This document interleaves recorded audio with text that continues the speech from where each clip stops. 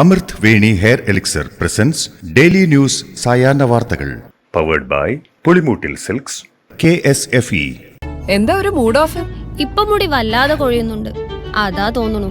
ഈസ്ട്രജന്റെയും vitamin ഡിയുടെയും കുറവാണ് മിക്ക സ്ത്രീകളുടെയും മുടി കൊഴിച്ചിലിന്റെ പ്രധാന കാരണം. അമൃത് Veni hair elixir for women സ്ത്രീകളുടെ മുടിയുടെ വളർച്ചയ്ക്കും ശക്തിക്കും അത്യാവശ്യമായ herbal ഈസ്ട്രജനാലും vitamin ഡിയാലും സമ്പുഷ്ടമാക്കിയതാണ് Amrit Veni hair elixir for women.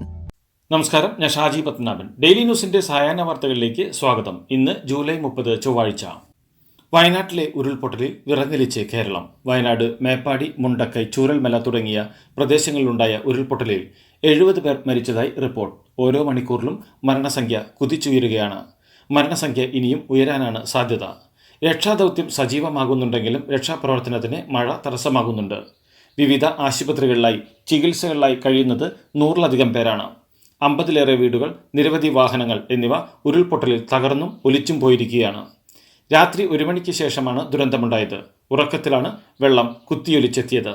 100-ലേറെ പേർ ഇപ്പോഴും മണ്ണിനടിയിലുണ്ടാകുമെന്നാണ് സൂചന. വയനാട്ടിലെ ഉരുൾപൊട്ടലിൽ അകപ്പെട്ടവരുടെ മൃതദേഹങ്ങൾ ഒഴുകിയെത്തിയത് കിലോമീറ്ററുകൾ അകലെ മലപ്പുറത്ത്. മലപ്പുറം ജില്ലയിൽ ചാലിയാർ പുഴയുടെ വിവിധ ഭാഗങ്ങളിൽ നിന്നായി ഇതുവരെ കണ്ടെത്തിയത് 11 മൃതദേഹങ്ങളാണ്. കയ്യും കാലും തലയുമില്ലാത്ത മൃതദേഹങ്ങൾ ഉള്ളുലയ്ക്കുന്ന കാഴ്ചയായി. 3 വയസ്സ് മാത്രം പ്രായം തോന്നിക്കുന്ന കുഞ്ഞിൻ്റെ മൃതദേഹവും ഇതിലുണ്ട്. ഇരുട്ടുകുത്തി, പൂത്തുകല്ല്, പനങ്കയം, ഭൂതാനം തുടങ്ങിയ ഭാഗങ്ങളിൽ നിന്നാണ് മൃതദേഹങ്ങൾ കണ്ടെത്തിയത്.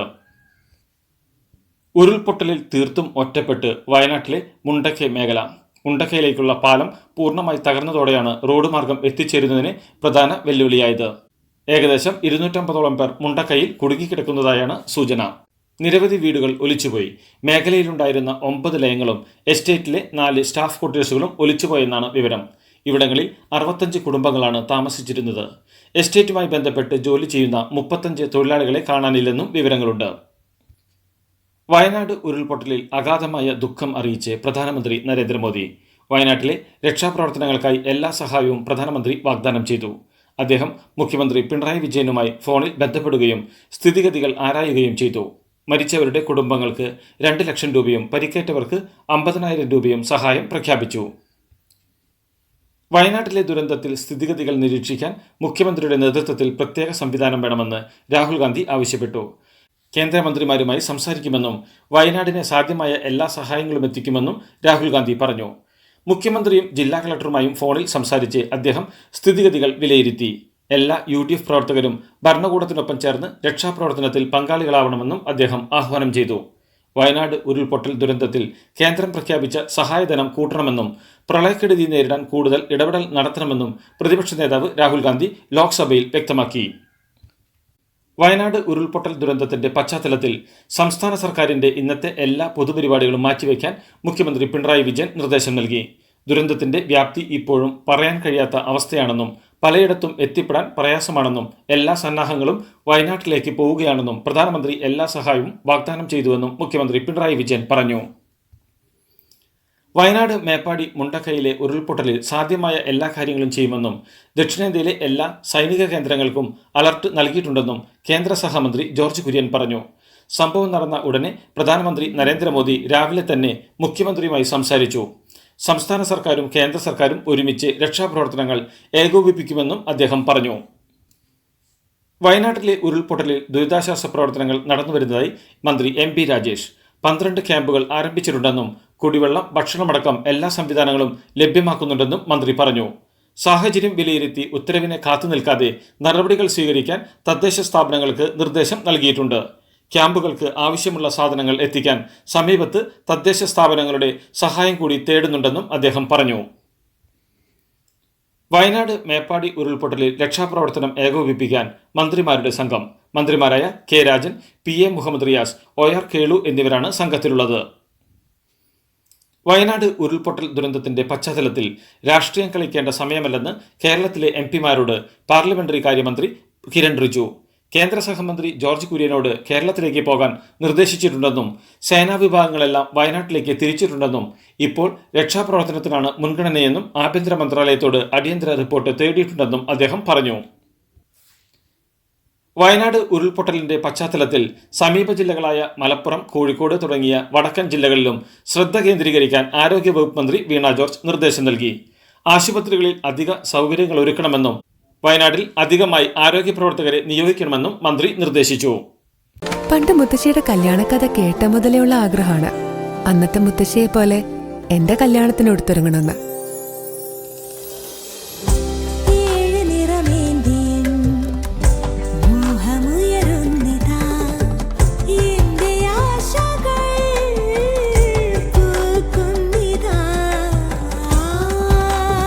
ചില ബന്ധങ്ങൾ തുടർന്നുകൊണ്ടേയിരിക്കും. Celebrating 100 years of Pulimoottil Silks. വയനാട്ടിൽ രക്ഷാപ്രവർത്തനത്തിനായി സൈന്യവും എയർഫോഴ്സിന്റെ 2 ഹെലികോപ്റ്ററുകൾ രക്ഷാപ്രവർത്തനത്തിനായി ഉപയോഗിക്കും. പ്രളയകാലത്ത് രക്ഷാപ്രവർത്തനത്തിന് നേതൃത്വം നൽകിയ ഗ്രൂപ്പ് ക്യാപ്റ്റൻ പ്രശാന്ത് ഉൾപ്പെടെ സംഘത്തിലുണ്ട്. വയനാട്, മുണ്ടക്കൈ, ചൂരൽമല പ്രദേശങ്ങളിൽ ഉരുൾപൊട്ടിയ മേഖലകളിൽ എയർലിഫ്റ്റിംഗ് അടക്കമുള്ള രക്ഷാപ്രവർത്തനങ്ങളിലേക്കാണ് സൈന്യം ആദ്യം നീങ്ങുകയെന്നാണ് സൂചന. വയനാട് ഉരുൾപൊട്ടലിനെ തുടർന്ന് മണ്ണിൽ കുടുങ്ങിയ ആളെ മണിക്കൂറുകൾക്ക് ശേഷം അതിസാഹസികമായി രക്ഷപ്പെടുത്തി. ഉരുൾപൊട്ടലിനെ തുടർന്നുണ്ടായ ചെളിയിൽ കുടുങ്ങിയ ആളെയാണ് രക്ഷപ്പെടുത്തിയത്. രക്ഷപ്പെടുത്താൻ സഹായം അഭ്യർത്ഥിച്ചെങ്കിലും രക്ഷാപ്രവർത്തകർക്ക് ആദ്യം അടുത്തേക്ക് എത്താനായിരുന്നില്ല. 2 മണിക്കൂർ നീണ്ട ശ്രമത്തിനൊടുവിലാണ് ഇയാളുടെ അടുത്തെത്തി ചെളിയിൽ നിന്ന് പുറത്തെടുത്തത്. വയനാട്ടിലെ ഉരുൾപൊട്ടലുണ്ടായ ദുരന്തഭൂമിയിലേക്ക് പോലീസ് നായ്ക്കളായ മായയും മർഫിയും. മണ്ണിനടിയിൽ നിന്നും മനുഷ്യ ശരീരം കണ്ടെത്താൻ പരിശീലനം ലഭിച്ച നായ്ക്കളാണ് മായയും മർഫിയും. 30 അടിയിൽ നിന്ന് വരെ മനുഷ്യ ശരീരങ്ങൾ കണ്ടെത്താൻ പരിശീലനം സിദ്ധിച്ച നായ്ക്കളാണ് ഇവർ. വയനാട്ടിലെ ദുരന്ത മേഖലയിൽ മുഴുവൻ പാർട്ടി പ്രവർത്തകരും അടിയന്തരമായി രക്ഷാപ്രവർത്തനത്തിന് രംഗത്തിറങ്ങണമെന്ന് CPM സംസ്ഥാന secretary MV ഗോവിന്ദനും KPCC president K സുധാകരനും ആവശ്യപ്പെട്ടു. ഉരുൾപൊട്ടലിന്റെ പശ്ചാത്തലത്തിൽ 2 ദിവസത്തെ കോൺഗ്രസിന്റെ എല്ലാ ഔദ്യോഗിക പരിപാടികളും മാറ്റിവെച്ചു. ബാണാസുര സാഗർ അണക്കെട്ടിന്റെ ഷട്ടർ തുറന്നു. സെക്കൻഡിൽ 8.5 ക്യൂബിക് മീറ്റർ ജലമാണ് അണക്കെട്ടിൽ നിന്നും പുറത്തേക്ക് ഒഴുക്കിക്കളയുക. ഘട്ടം ഘട്ടമായി സെക്കൻഡിൽ 35 ക്യൂബിക് മീറ്റർ വരെ വെള്ളമാണ് സ്പിൽവേ ഷട്ടർ തുറന്ന് ഒഴുക്കിക്കളയുക. അണക്കെട്ടിന്റെ സംഭരണശേഷി 773.50 മീറ്ററിൽ എത്തിയതോടെയാണ് അധിക ജലം ഷട്ടർ തുറന്ന് പുറത്തേക്ക് ഒഴുക്കിക്കളയുന്നത്. പ്രദേശവാസികൾ ജാഗ്രത പാലിക്കണമെന്ന് ജില്ലാ ദുരന്ത നിവാരണ അതോറിറ്റി ചെയർപേഴ്സൺ കൂടിയായ ജില്ലാ കളക്ടർ അറിയിച്ചു. കനത്ത മഴയെ തുടർന്ന് വിവിധ ഭാഗങ്ങളിൽ ഗതാഗത തടസ്സമുണ്ടായതിനാൽ 4 ട്രെയിനുകൾ പൂർണ്ണമായും റദ്ദാക്കി. Guruvayur Thrissur daily express, Thrissur Guruvayur daily express, Shoranur Thrissur daily express, Thrissur Shoranur daily express എന്നീ ട്രെയിനുകളാണ് റദ്ദാക്കിയത്. തൃശൂർ അകമലയിൽ ട്രാക്കിലൂടെ വെള്ളം കുത്തിയൊഴുകുന്ന സാഹചര്യമാണുള്ളത്. മഴവെള്ളം കുത്തിയൊലിച്ചതിനെ തുടർന്ന് ട്രാക്കിന്റെ താഴെയുള്ള മണ്ണും കല്ലുമടക്കം ഒലിച്ചുപോയതിനാൽ ഈ വഴിയുള്ള ട്രെയിൻ ഗതാഗതം പൂർണ്ണമായും നിർത്തിവെച്ചിരിക്കുകയാണ്. ഭൂതത്താൻകെട്ട് ഡാമിന്റെ എല്ലാ ഷട്ടറുകളും തുറന്നു. പെരിയാറിൽ ജലനിരപ്പ് ക്രമാതീതമായി ഉയരുകയാണ്. പെരിയാറിൽ നിന്ന് കൈവഴികളിലൂടെ സമീപത്തെ പാടശേഖരങ്ങളിലേക്കും താഴ്ന്ന ഭാഗങ്ങളിലേക്കും വെള്ളം കയറി തുടങ്ങി. പറവൂർ, ആലുവ, കോതമംഗലം പ്രദേശങ്ങളിലായി നിരവധി വീടുകളിൽ വെള്ളം കയറി. കല്ലാർകുട്ടി ഡാമിന്റെ 4 ഷട്ടറുകൾ 90 സെന്റിമീറ്റർ വീതം ഉയർത്തിയിട്ടുണ്ട്. കോഴിക്കോട് വിലങ്ങാട് ഉരുൾപൊട്ടലിൽ 11 വീടുകൾ പൂർണ്ണമായും തകർന്നു. ശബ്ദം കേട്ട് വീട്ടുകാർ ഓടി രക്ഷപ്പെട്ടുവെങ്കിലും പ്രദേശവാസിയായ മാത്യു എന്നയാളെ കാണാതായി. മഞ്ഞച്ചീളി, പാനോം എന്നിവിടങ്ങളിലാണ് 3 തവണ ഉരുൾപൊട്ടിയത്. 40ഓളം വീട്ടുകാർ ഒറ്റപ്പെട്ടു. 2 പാലങ്ങളും റോഡും ഒലിച്ചുപോയതിനാൽ രക്ഷാപ്രവർത്തകർക്ക് എത്താൻ കഴിയാത്ത സാഹചര്യമാണ്. തൃശൂർ വാൽപ്പാറയിൽ മണ്ണിടിഞ്ഞു വീണ് മുത്തശ്ശിയും കൊച്ചുമകളും മരിച്ചു. രാജേശ്വരി, ജ്ഞാനപ്രിയ എന്നിവരാണ് മരിച്ചത്. ഷോളയാർ ഡാം സ്കൂളിലെ 9ാം ക്ലാസ് വിദ്യാർത്ഥിനിയാണ് ജ്ഞാനപ്രിയ. വീട്ടിൽ ഉറങ്ങിക്കിടക്കുമ്പോഴായിരുന്നു അപകടം. വീടിന് മുകളിലേക്ക് മണ്ണിടിഞ്ഞ് വീഴുകയായിരുന്നു. മലക്കപ്പാറയിലും മണ്ണിടിച്ചിലുണ്ടായി. സംസ്ഥാനത്ത് അതിതീവ്ര മഴയ്ക്ക് സാധ്യതയുള്ളതിനാൽ 8 ജില്ലകളിൽ ഇന്ന് റെഡ് അലർട്ട് പ്രഖ്യാപിച്ചു. ഇടുക്കി, തൃശൂർ, പാലക്കാട്, മലപ്പുറം, കോഴിക്കോട്, വയനാട്, കണ്ണൂർ, കാസർഗോഡ് എന്നീ ജില്ലകളിലാണ് റെഡ് അലർട്ട് പ്രഖ്യാപിച്ചത്. പത്തനംതിട്ട, ആലപ്പുഴ, കോട്ടയം, എറണാകുളം ജില്ലകളിൽ ഓറഞ്ച് അലർട്ടും പ്രഖ്യാപിച്ചിട്ടുണ്ട്. ഇതിലെ നല്ലത് ബസ്സിൽ പോകുന്നതായിരുന്നു. ഇന്നോവ ക്രിസ്റ്റ വരും. അതെ, 17 പേർക്കാണ് ഇന്നോവ ക്രിസ്റ്റ കിട്ടാൻ പോകുന്നത്. മെഗാ സമ്മാനമാണെങ്കിലോ പുതുപുത്തൻ ബെൻസ് കാർ, പിന്നെ ആദ്യ സീരീസിൽ 170 പേർക്ക് ഐഫോണും. ഇത്തവണ സമ്മാനങ്ങളുടെ നക്ഷത്ര തിളക്കവുമായി KSFE ഗാലക്സി ചിട്ടികൾ. 2024 പാരീസ് ഒളിമ്പിക്സിനുള്ള ഇന്ത്യൻ സംഘത്തെക്കുറിച്ചുള്ള പരാമർശം തന്റെ എക്സ് അക്കൗണ്ടിൽ പ്രത്യക്ഷപ്പെട്ടതിന് കാരണം അക്കൗണ്ട് ആരോ ഹാക്ക് ചെയ്തതിനാലാണെന്ന് പ്രശസ്ത ഗാനരചയിതാവും തിരക്കഥാകൃത്തുമായ ജാവേദ് അക്തർ. എന്നാൽ തന്റെ അക്കൗണ്ടിൽ പ്രത്യക്ഷപ്പെട്ട പോസ്റ്റിന്റെ ഉള്ളടക്കം അദ്ദേഹം വ്യക്തമാക്കിയില്ല. സോഷ്യൽ മീഡിയ പ്ലാറ്റ്ഫോമിലെ ബന്ധപ്പെട്ട അധികാരികളോട് ഈ സംഭവത്തിൽ പരാതി നൽകിയിട്ടുണ്ടെന്ന് ജാവേദ് അക്തർ പറഞ്ഞു. ബാബ രാംദേവിന്റെ പതഞ്ജലിക്ക് 4 കോടി രൂപ പിഴയിട്ട് മുംബൈ ഹൈക്കോടതി. വ്യാപാര മുദ്ര ലംഘന കേസുമായി ബന്ധപ്പെട്ടുള്ള കോടതി ഉത്തരവ് ലംഘിച്ചതിനാണ് ബാബ രാംദേവിന്റെ ഉടമസ്ഥതയിലുള്ള പതഞ്ജലി ആയുർവേദ് ലിമിറ്റഡിന് മുംബൈ ഹൈക്കോടതി പിഴ ചുമത്തിയത്. കർപ്പൂരം ഉൽപ്പന്നങ്ങൾ വിൽക്കുന്നതിൽ നിന്ന് കമ്പനിയെ വിലക്കിക്കൊണ്ടുള്ള 2023 ഇടക്കാല ഉത്തരവ് ലംഘിച്ചതായാണ് കണ്ടെത്തിയത്. ജാർഖണ്ഡിൽ നിന്ന് മുംബൈയിലേക്കുള്ള ഹൗറ CSMT എക്സ്പ്രസ് ട്രെയിൻ പാളം തെറ്റി. 18 കോച്ചുകളാണ് പാളം തെറ്റിയത്. 2 പേർ മരിക്കുകയും 20 പേർക്ക് പരിക്കേൽക്കുകയും ചെയ്തിട്ടുണ്ട്. പുലർച്ചെ 3:45 ജംഷഡ്പൂരിൽ നിന്ന് 80 കിലോമീറ്റർ അകലെ ബഡാബാംബുവിനടുത്താണ് ട്രെയിൻ പാളം തെറ്റിയത്.